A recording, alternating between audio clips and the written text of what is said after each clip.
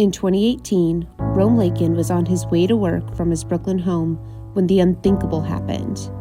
He suddenly had a seizure and fell into the subway tracks, right as a train was pulling in.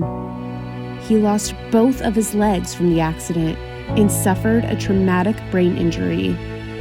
The next year was spent healing and recovering at a rehab center in New York. And in that process, he discovered a life-changing passion: hand cycling. First of all, I didn't know what it was. And then second of all, when I saw it, I'm like, oh, this is great. You don't even need legs to use this thing. And look at me. I don't have any. This is perfect. So I got on it, I rode, and I fell in love with it right away. Within months, he was competing in a 40-mile bike tour across New York's 5 boroughs. But he soon had his sights set on another iconic New York race, the marathon.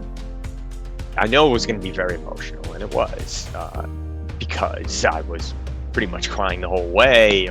4 years after his accident, he found himself thriving as a hand cyclist and getting ready for his second New York City Marathon.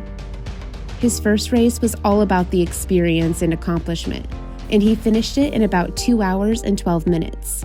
But this year was all about the competition. My hands are going to be on the wheel, my eyes are going to be focused, and I think my time is going to speak for itself. Now I'm of the mentality of bring it on.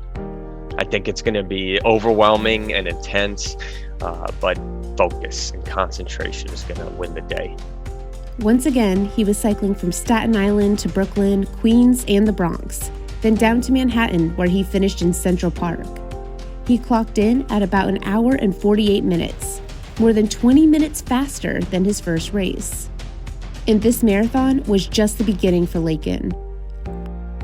Relentless forward positive momentum. The most important thing is, and there will be ups and downs, like the trend is what's important. Focus on the good. Always up for a challenge, Leykin hopes to one day run the marathon. Because he knows, even through life's difficulties, there's always a finish line on the horizon.